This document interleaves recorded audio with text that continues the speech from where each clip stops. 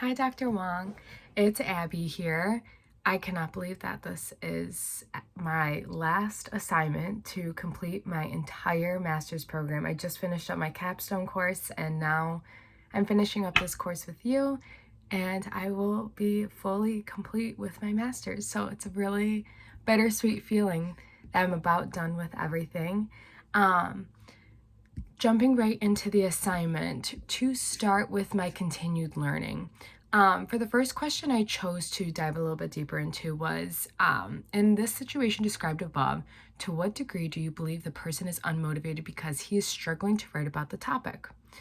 I was expecting to get responses that were closer to 1, but the average was a 2.4, and I was shocked to see the average as low as it was for this question. Um, the assumption I had to start the survey was because the student was not completing the writing task, it means that they were unmotivated. But what I learned from using ChatGPT and diving deeper into the topic was that maybe some students at the beginning of the school year are not comfortable sharing these personal experiences with me yet, because I'm their new teacher.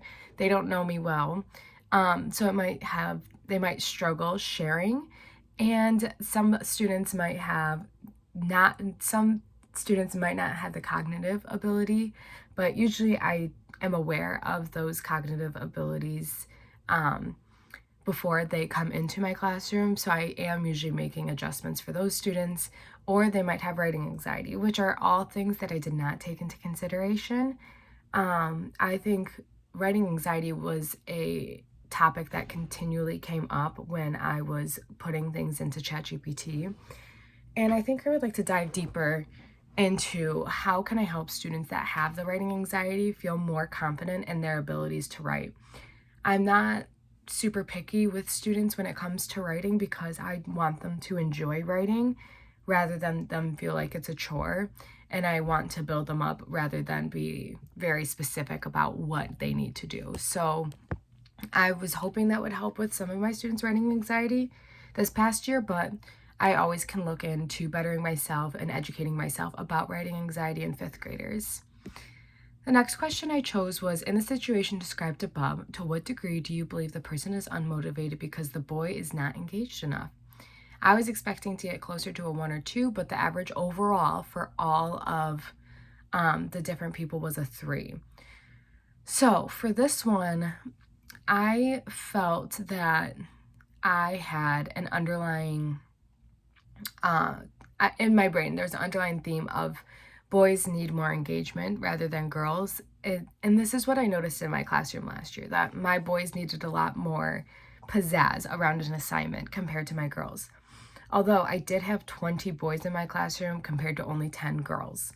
So it was a little biased because I did have so many more boys in need of that extra engagement for assignments. So for this one, I just assumed that they needed more engagement because of what my students needed this last year.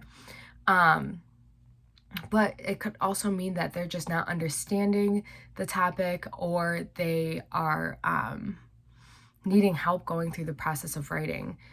I just learned that not all boys are in need of that extra encouragement, which is completely true. Not all of my students last year needed all of that extra encouragement, but a majority of them did need just a little pizzazz added to the assignment to make it more fun and have them or help them write the assignment.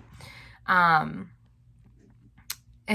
from ChatGPT for this one, they suggested that the personal narrative topic might not be relevant for my students, which could be true. Although I feel that my personal narrative prompt is very generic, and it's tell me about a story or an exciting event that happened in your life. So yes, some students might not be able to come up with something on the spot, but as I further work with them and sit down and give them examples, usually they're able to come up with something. But it could go back to the writing anxiety, it could go back to them not feeling comfortable enough to share in front of me. All of these things, I feel like, I know they're two different questions, but they all tie together, which is very interesting for me. Then going into the ChatGPT portion, where we modified your ChatGPT input, it was very interesting to see how descriptive your ChatGPT prompt was, because I'm usually not inputting things like this into ChatGPT. So it was really cool to see how it all worked when I just inputted your regular prompt. I added, though, for my first one that worked the best for me, please generate 50 responses. Each response for the open-ended question needs to be unique and different. It also needs to be at least 2 sentences and answer all parts of the questions. Something I was struggling with was they were all very similar with the responses, so it was hard to get like the best feedback. I definitely got very good general feedback, but there were some people that just said a little blurb, and some people who actually answered the full question. This worked better for me because I was able to see where everybody was coming from. I also think that for my personal situation, I think it would have been better just hearing from boys or men, or whoever's answering the survey, because mine had to deal with like a 10-year-old boy. I know from my experience, I don't know what it's like to be a 10-year-old boy writing in a classroom. So it would be interesting to just hear from only men to see what all of the men's experience was. But that's just personal to me. So I'm wondering next year, like, if someone's doing it just based on girls or boys or something like that, if they could have specific responses just from that gender that they have. I don't know. That was just another thing that I was thinking of while I was trying to get different input. Overall, this was such a great experience, such a great course. I learned so much. I had some frustration. I had some exciting times when I've actually figured out Excel. It was fun analyzing all my data, and I appreciate everything you've done. Thank you so much, and it was great getting to know you.